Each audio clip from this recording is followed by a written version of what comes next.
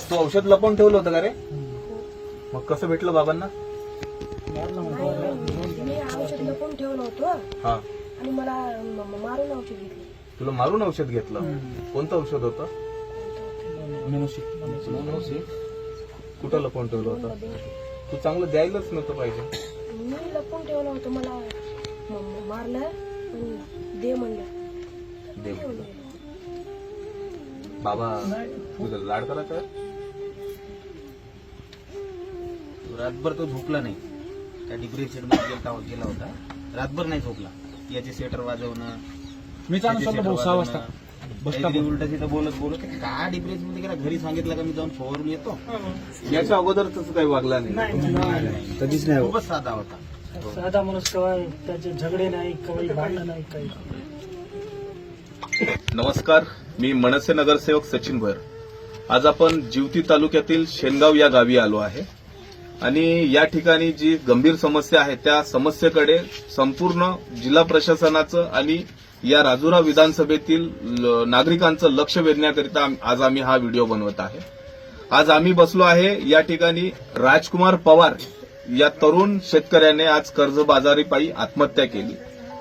तुम्हाला विशेष सांगायचं म्हणजे असं की या शेनगावामध्ये मागील 5 दिवसामध्ये 4 लोकांनी विषप्राशन करून आत्महत्येचा प्रयत्न केला.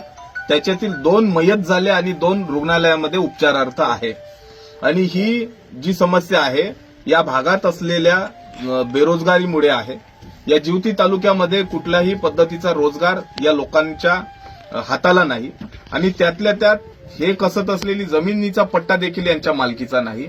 आणि हे जे जमीन कसून राहिले ती पोट खराब आहे की उपजाऊ आहे या पद्धतीची कुठलीही माहिती तालुका प्रशासन या लोकांना देत नाही.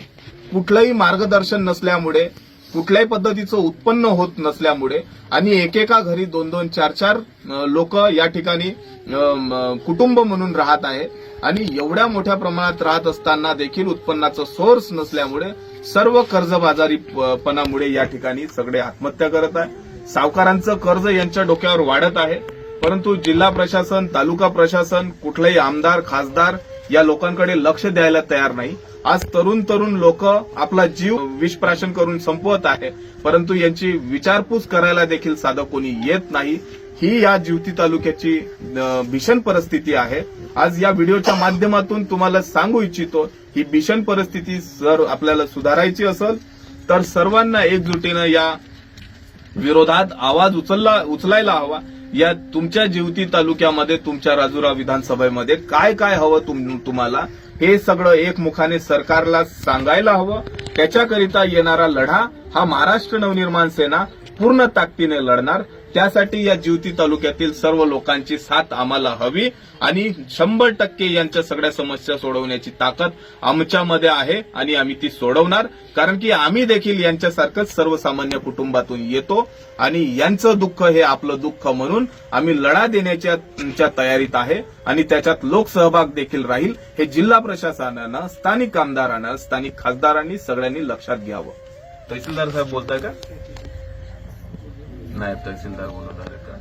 सर, मी इकडे राजुरा विधानसभेच्या दौऱ्यावर आहे. मी इथं शेनगावला राजकुमार पवार म्हणून आहे, ज्यांनी ज्या युवा शेतकऱ्यांनी आत्महत्या केली कर्जबाजारीपायी, त्यांना भेट द्यायसाठी आलो. आणि या शेनगावातील जवळपास 5 दिवसामध्ये 4 लोकांनी विषप्राशन केलं. तर या एवढी गंभीर समस्या असताना एकाही ठिकाणी आपण उपस्थित राहून पंचनामा केला नाही. या गोष्टीचं गांभीर्य आपल्याला समजत आहे का सर? मॅडम, आपलं नाव? तुम्ही लिपिक आहात की पदावर आहात? आपल्या नायब तहसीलदार आहेत, लिपिक आहात ना तुम्ही? पॉवर ऑफ अथॉरिटी आहे तुम्हाला कुठली? नाही ना? सरांना द्या फोन, सरांना द्या, जे जबाबदार आहे त्यांना फोन द्या. सर, माझं म्हणणं एवढंच आहे, इथं 4 लोकांनी आत्महत्या केली, आपल्या आत्महत्येचा प्रयत्न केला, 2 मयत झाले आणि 2 उपचारार्थ आहे. तर तुम्ही एक जबाबदार अधिकारी म्हणून त्या ठिकाणी उपस्थित राहून पंचनामा करून त्या गावी त्या कुटुंबाची भेट घेणं हे तुमचं आद्य कर्तव्य आहे. बरोबर ना? गंभीर समस्या आहे ना शेतकऱ्याची आत्महत्या म्हणजे, आणि ते युवा तरुण पुन्हा.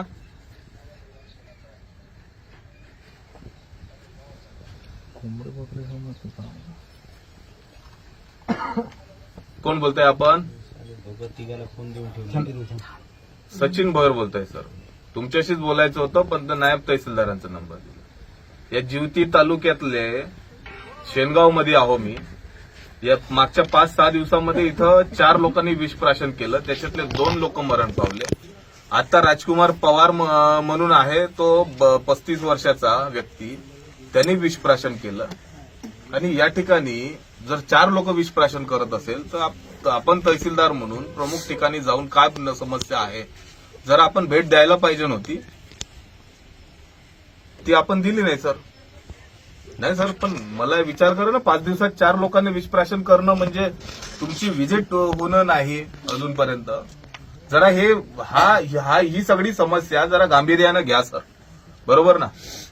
हा, तुम्ही शेनगावला व्हिजिट द्या, त्या 4ही कुटुंबाला भेटा आणि त्यांना काय लवकरात लवकर शासनाच्या वतीनं देता येईल ते बघा. ठीक आहे, ओके सर. हा, चालेल. Okay sir. ठीक आहे, थँक्यू.